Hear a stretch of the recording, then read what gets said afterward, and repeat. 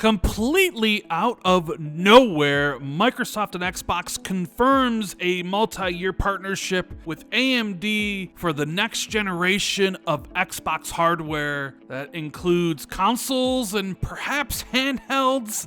There's a lot here to dive into, so let's talk about it, shall we? What's going on, everybody? It's Randall Thor 19, the man with the million, talking about the recent Xbox news that has everybody in a tizzy because it kind of goes against certain people's narratives about what Xbox is doing in the future. Oh, they're moving away from hardware.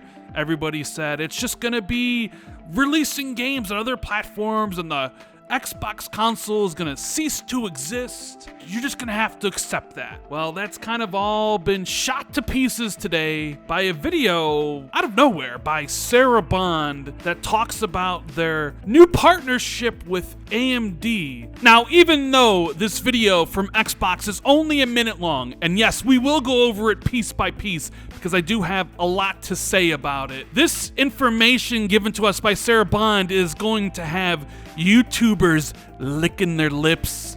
It's going to have news editors smiling, hoping to get those clicks by talking about and speculating on everything Xbox is doing here, because Xbox has sort of laid out a bunch of information here that could be interpreted many different ways, including the idea that this one's not going to be locked to a single store. So cue up everybody talking about Steam on the next Xbox or Epic Games and the idea of playing those PlayStation exclusives. But it's more than just that. There's talk of AI, and what does that actually mean? There's talk of multiple devices, so not only potentially just a singular console, but a handheld that was recently rumored by Jess Gordon to be sidelined, but then also by Tom Warren, who said it's basically canceled.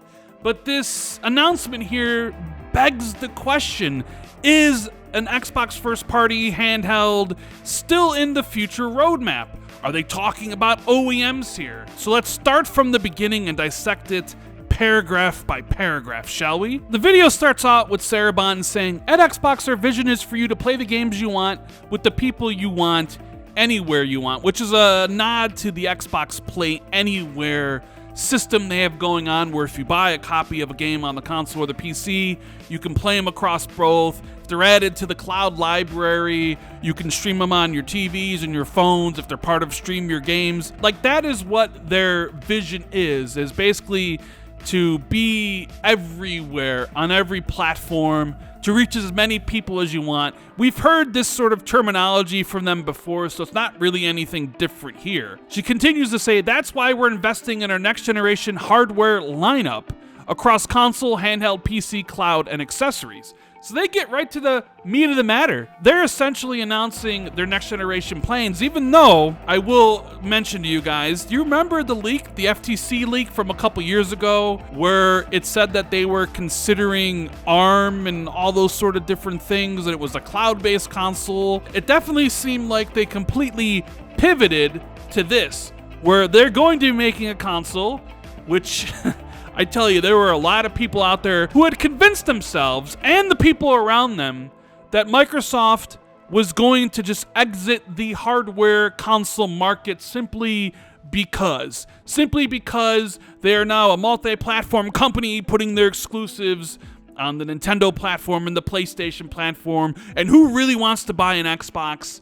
All those things. They had convinced themselves, they told themselves that hardware didn't matter, despite the fact that the majority of the Game Pass audience that exists today is currently on console, and the console currently makes the vast majority of their revenue, despite being multi-platform. They thought they would just give that up and end it immediately, when that stuff is going to take time. You're looking at generations before they can essentially pivot to cloud-based only and that stuff. So they're going to be doing console, handheld, which is interesting considering the reports recently, PC, which, as we know, is a growing market where the console market has been stagnant for a long time. And I think Microsoft has the number 2 store on all of PC, although granted that is a David versus Goliath scenario because everybody loves Steam. Cloud and accessories. There have been reports about Xbox Elite Series 3 and how the next Xbox controller will have haptics in it. We know those sort of things might be coming tied to this new console hardware, and the cloud, as poor as it can be with resolution and frame rate because it's based on the Series X running Series S games, so you're not really getting the best version. And NVIDIA GeForce now is out there blowing people's minds by how awesome it is. We have heard that Microsoft's cloud for next generation is going to be PC based, and it's going to try to match NVIDIA GeForce. So this is everything Microsoft is trying to do for next gen. They're going to have a console. They might have a handheld. They're going to have this next gen cloud. Their PC initiatives with Windows 11 being better for gaming, and all the accessories that you can expect from controllers and who knows whatever else. I am thrilled to share we've established a strategic multi-year partnership with AMD to co-engineer silicon across a portfolio of devices, including our next generation Xbox consoles in your living room and in your hands. The first thing that kind of jumped out to me was the mention of next generation Xbox consoles, plural. Because a year ago, if you had asked me, what does the next generation lineup for Xbox look like? I have said repeatedly that I thought we'd get a successor to the Xbox Series X. So a powerful device. Who knows what the price? Because that kind of goes into the whole accessing other stores. If you're going to access other stores in this device, you might need this thing to be profitable day one. And who knows about the whole tariff situation. So we might be looking at a device that potentially could range into the $800,000, $900,000 territory, but that's a discussion for another day. And a handheld. We thought that the Series S successor would be a handheld, but there's been reports that that has been sidelined or canceled depending on what angle you want to look at here. So right off the bat, they're talking about more than one console, but what could that mean? Does that mean we are going to be doing, okay, here's the next gen Xbox whenever it comes out, 2026, 2027, and a mid-gen upgrade a few years later? Does this cover potentially OEM devices, with the ROG Xbox Ally being the first one of those in handheld form? Are we going to be getting consoles from OEM? Is ROG going to make a PC console? I don't know, but it's interesting that they mention consoles and not just console. And then they go on by saying in your living room and in your hands, implying that at least one of those is going to be the handheld. And I think Microsoft and Xbox do have a high level desire to eventually make their own handheld, but it's currently a very niche market where the Steam Deck, the leader, has only sold something like 6 or 7 million units. There's a bunch of different manufacturers making things, and maybe it's the one thing that you could put to the side now, and then maybe revisit in 2030, even if you're launching the new console in 2027. Doesn't mean it's dead. They want to see how the OEMs react. They want to see what people actually want in their handhelds. Maybe they're looking for a jump in technology to make the handhelds perform better with better battery life, all that sort of stuff. Sarah Bond continues and says, together with AMD, we're advancing the state of art in gaming silicon to deliver the next generation of graphics innovation to unlock a deeper level of visual quality and immersive gameplay and player experience enhanced with the power of AI, all while maintaining compatibility with your existing library of games. And that is something that really needs to be talked about. That's sort of the focus of this whole article, in my opinion. Now, the question becomes, why announce this today? Why June 17th of all days, a random Tuesday in the month of June, when you had your own showcase less than 10 days ago, June 8th, where an announcement like this would have been, not saying it would have been better received, but I think more people would have seen it. I know you can make the arguments that, well, you could be in the news more if here's the showcase with all the games and everything, and then a couple weeks later you make this announcement. But I think one of the things that precipitated this announcement and that made it something Xbox wanted to get ahead of is that last sentence there, all while maintaining compatibility with your existing library of Xbox games. Now granted, maybe this deal just came to fruition last week, and Phil Spencer, Sarah Bond, Satya Nadella's names are on the dotted line, money's exchanged hands, so now it's official, right? It's happening. But I think they saw the discussions around the ROG Xbox Ally X, with Xbox fans saying this is an Xbox because that's an Xbox marketing. But a lot of PlayStation fans who previously said, hey, my PS5 is an Xbox because everything's an Xbox, now suddenly are against the idea of this ROG Ally X being an Xbox because Xbox fans are excited about it and it plays PS5 games. Some of the conversation around that device is based around, will it play your existing library of games? And the answer to that question today is no, because it's only going to be able to play Xbox Anywhere games that are on PC. So about 1,000 of them. And yes, you'll be able to load into any of their stores like Steam or Epic and be able to play it, but your console games won't be playable on this device unless it's part of Xbox Play Anywhere.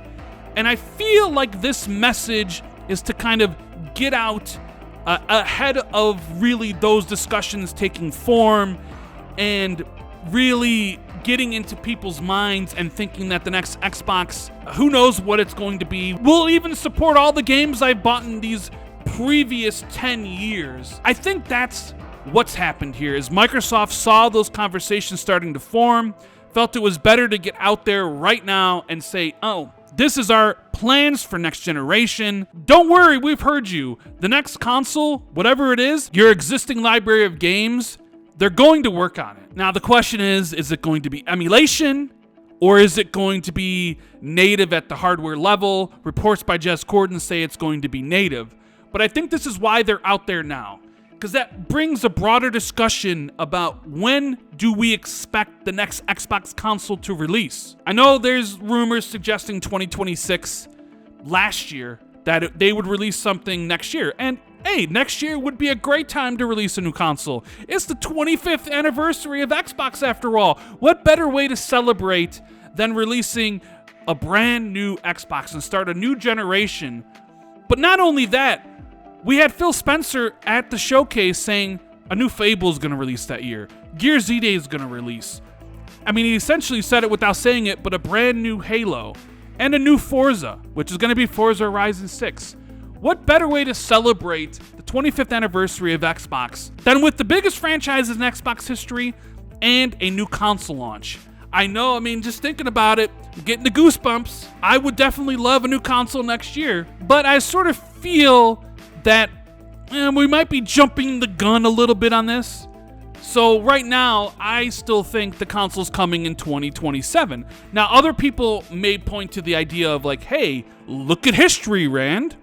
And I'll say, of course, I'm a student of history. 2016, Microsoft announced Project Scorpio. And I remember that at the time, everybody's like, you can't announce a console a year ahead of time because nobody's going to buy your current console. They announced Project Scorpio.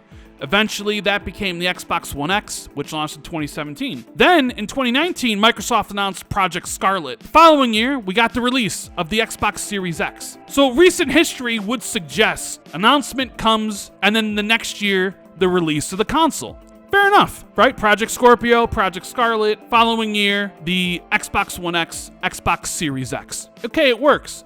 So a lot of people are drawing parallels to those previous announcements to say they announced their next-gen plans now, consoles coming next year.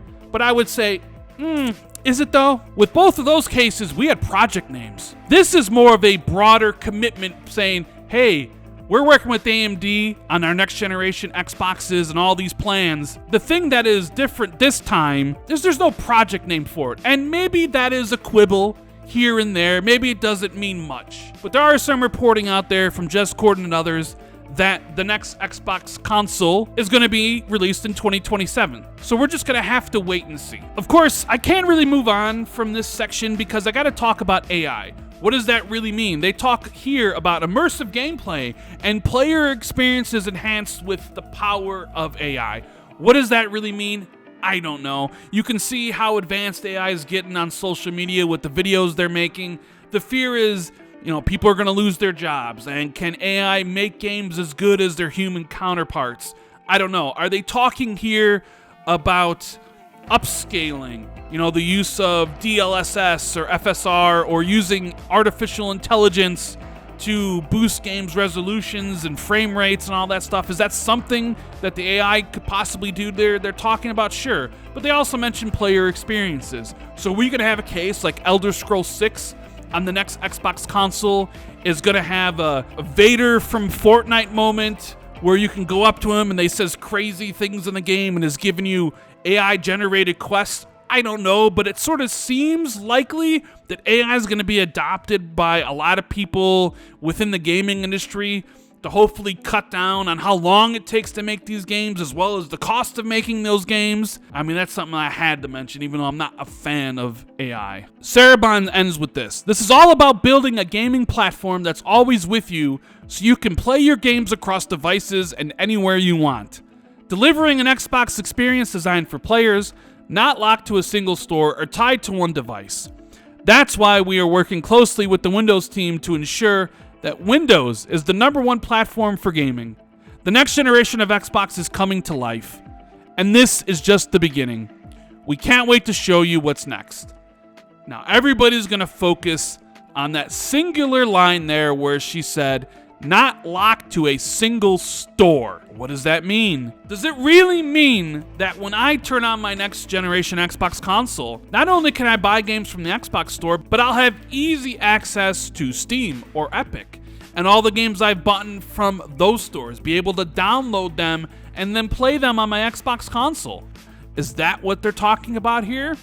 Is that what they're hinting at?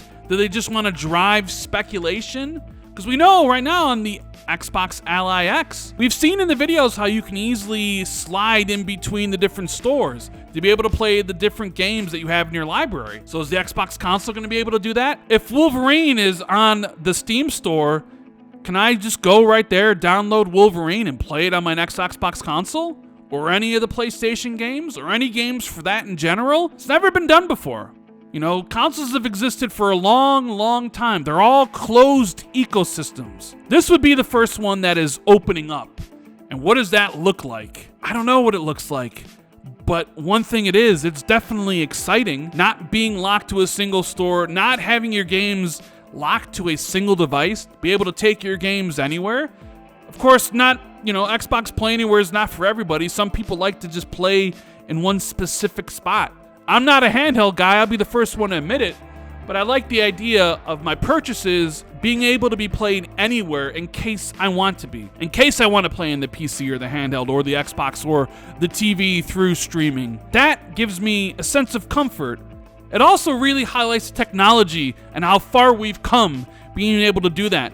Seamlessly taking your saves from the console and being able to play it on the PC is awesome. But the store thing, this is truly unique. You think about having to pay for multiplayer. Imagine a scenario where Battlefield 6 is on the Xbox, but also on Steam, and you could buy it from either store. But if you bought it from the Xbox store, you have to pay for Xbox Core, formerly Xbox Live Gold, to be able to play that online. But if I then went to the Steam store, bought it there, I could just play it for free online like I can on PC. Does that force Microsoft to get rid of the online paywall? That's a positive to think about. It's also a positive thing where it's like, here's this system that virtually plays every game in existence, except for maybe the Nintendo games, because Nintendo games are only playable on Nintendo devices. Everything would be available on those suite of devices, and we won't know how the market reacts to that. What's the price point of that console going to be? If you're releasing a device where people can go outside your own ecosystem to buy games from other stores like Steam, are you then going to have to absolutely price this to the point where it's really expensive because you have to know you're making a profit from day one off of somebody? Because that person who buys that device may never subscribe to Game Pass and may never buy games from the Xbox store where you get 30%. There's a lot of questions here, but it's also very exciting. It's exciting to know that Xbox is like, hey, your library, don't worry about it. It's all going to play. We got all this hardware coming. We're doing all these exciting things. We have all these first-party studios with all these games from the showcase that we saw last week. The 25th anniversary is next year, and we already know the big franchises that are coming then. Could this console be released next year? Man, it would really, really be awesome if it was, to celebrate the 25th anniversary. But we're gonna have to wait and see. Anyways, guys, hope you enjoyed the video. Let me know what you think in the comments below. And as always, keep it gaming, guys. Later.